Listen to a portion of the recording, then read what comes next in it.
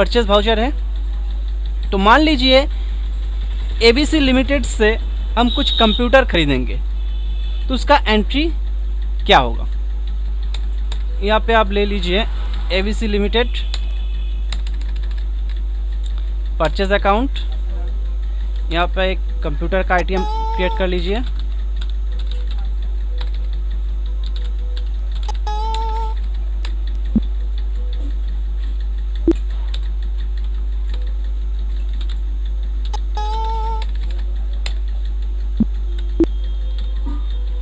Computer ले लिए हैं, मान लीजिए 5 कंप्यूटर खरीदते हैं 20,000 करके,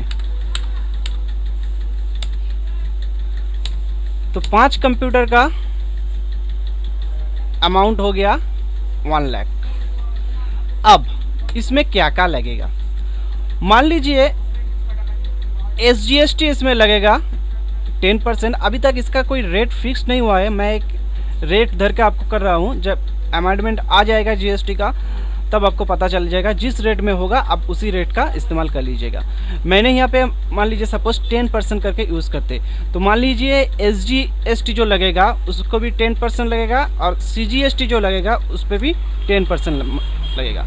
एक्चुअली ये होता क्या है GST में, ये देखिए 1 लाख का मैं कंप्यूटर खरीद रहा हूँ, तो इसके ऊपर 10% लगेगा SGST, मतलब इसके ऊपर जो 10% जो रेट रहेगा वो लेगा स्टेट गवर्नमेंट, एंड फिर इसके ऊपर जो CGST लगेगा 10%, उसका जो अमाउंट होगा वो लेगा सेंट्रल गवर्नमेंट। ठीक है दोस्तों, तो यहाँ पे हम एक लेज़र क्रिएट करते हैं,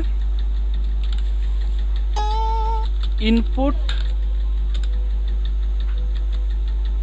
SGST, इसको अंडर दे दीजिए ड्यूटीज एंड टैक्सेस, ठीक है, अदर्स, इसको सेव कर लीजिए। ठीक है दोस्तों, तो 1 लाख के ऊपर 10% क्या होगा 10,000। फिर आ जाइए यहाँ पे, फिर यहाँ से एक लेज़र क्रिएट कर लीजिए, ऑल्ट C देके इनपुट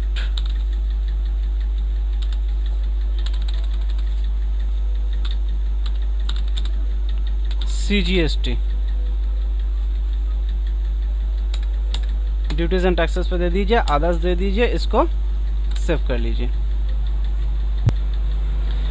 एंटर दीजिए। यहाँ पे 1 लाख के ऊपर 10% क्या होगा 10,000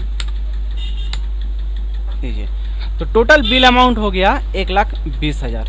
तो अगर हम 1 लाख का कोई सामान खरीदते हैं तो उस पर 10% SGST लगेगा जो है 10,000 रुपये, और 10% CGST लगेगा जो है 10,000 रुपया। टोटल हो गया 1,20,000। तो दोस्तों ये है परचेज एंट्री, जिसमें GST का अकाउंटिंग ऐसे ही होगा। ठीक है दोस्तों, इसको सेव कर लेते हैं। फिर हम करते हैं एक सेल का एंट्री।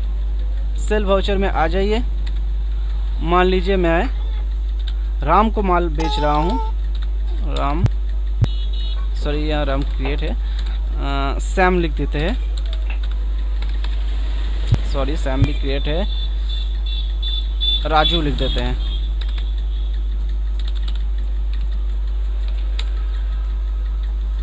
सेव कर लीजिए।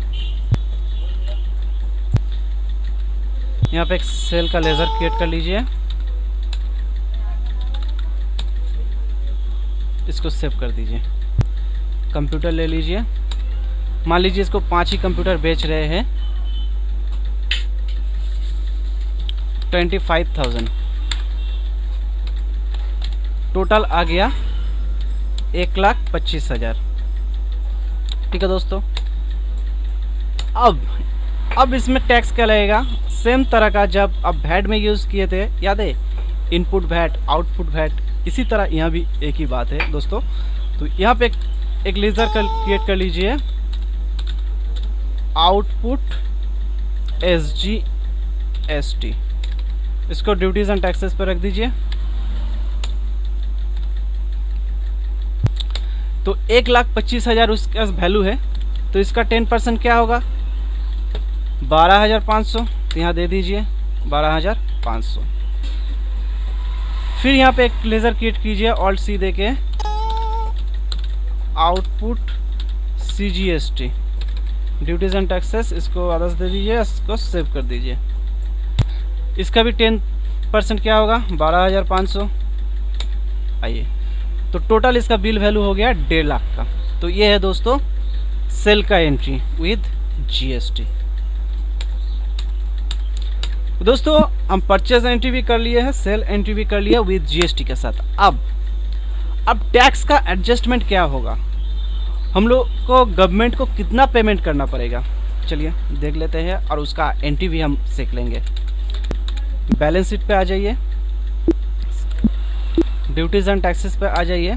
तो आप देखिए, तो यहाँ पे इनपुट सीजीएसटी है 10,000, इनपुट एसजीएसटी है 10,000, आउटपुट सीजीएसटी है 12,500 एंड आउटपुट एसजीएसटी है 12,500। अब एक काम कर लीजिए, इनको एक राफ्ट पर लिख दीजिए, ये आउटपुट सीजीएसटी कितना है, आउटपुट एसजीएसटी कितना है, इनपुट सीजीएसटी कितना है, आउटपुट एसजीएसटी कितना है, ये आप एक राफ्ट पर लिख लीजिए। ठीक है दोस्तों। अब उसके बाद इसका अकाउंटिंग क्या होगा मैं आपको दिखाऊंगा एंड गवर्नमेंट को कितना पेमेंट करना पड़ेगा ये भी हम दिखाएंगे। तो आ जाइए,